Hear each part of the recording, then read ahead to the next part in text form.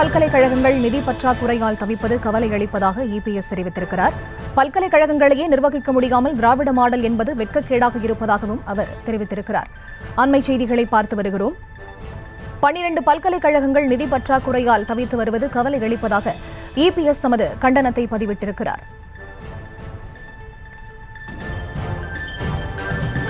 அடிப்படை தேவைகளுக்கே நிதி இல்லாத அளவிற்கு பல்கலைக்கழகங்களை பாழ்படுத்தியுள்ளது திமுக அரசு எனவும் அவர் தெரிவித்திருக்கிறார். இது தொடர்பான முழு விவரங்களை தர இணைகிறார் எமது செய்தியாளர் லதா. அவரிடம் பேசலாம். வணக்கம் லதா. இது தொடர்பாக இபிஎஸ் கூறியிருப்பது என்னென்ன கண்டனங்களை அவர் பதிவிட்டிருக்கிறார்? வணக்கம்.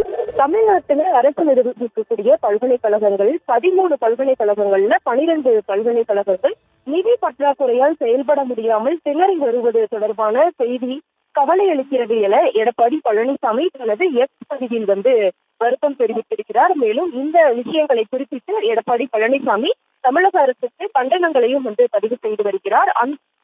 அந்த வகையில் எக்ஸ் பதிவில் வெளியிட்டிருக்கக்கூடிய எடப்பாடி பழனிசாமி ஊழியர்கள் மற்றும் பேராசிரியர்களுக்கான ஊதியம், கட்டுமான பராமரிப்பு என அடிப்படை தேவைகளுக்கே நிதி இல்லாத அளவிற்கு தமிழகத்தில் பல்கலைக்கழகங்களை திமுக அரசு பாழ்படுத்தி இருப்பதற்கு தனது கண்டனம் என்றும், அதே போல திராவிட இயக்கத்தின் அடிப்படையான கல்வியின் உறைவிடங்களான பல்கலைக்கழகங்களே நிர்வகிக்க திராணி இல்லாமல் இருப்பதாகவும், மேலும் ஆளுநரை எதிர்க்கிறோம் என்ற பெயரில் திமுக அரசு நடத்தும் விளம்பர அரசியல் நாடகத்தால் துணைவேந்தர்களை நியமிக்காமலும் நிதி நிர்வாகம் செய்ய தவறியும் மாணவர்கள் எதிர்காலத்தோடு விளையாடுவது வன்மையாக கண்டிக்கத்தக்கது என்றும் தனது கடுமையான விமர்சனத்தை பதிவிட்டிருக்கிறார். மேலும் உடனடியாக அரசு நிர்வகிக்கும் பல்கலைக்கழகங்களின் நிதிநிலை குறித்து ஆராய்ந்து உரிய நிதி ஒதுக்கி மாணவர்களுக்கு தரமான உயர்கல்வி அளிக்கப்படுவதை உறுதி செய்யுமாறு திமுக முதல்வரை வலியுறுத்துகிறேன் என்றும் தனது அந்த எக்ஸ் வலைதள பக்கத்தில் வெளியிட்டிருக்கக்கூடிய பதிவில்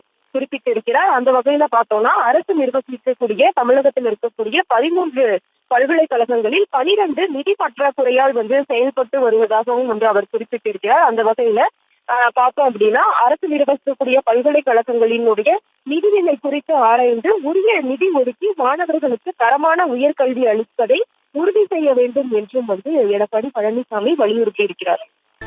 விவரங்களை வழங்கியமைக்கு நன்றி லதா. செய்திகளை உடனுக்குடனும் துல்லியமாகவும் தெரிந்து கொள்ள சப்ஸ்கிரைப் பண்ணுங்க.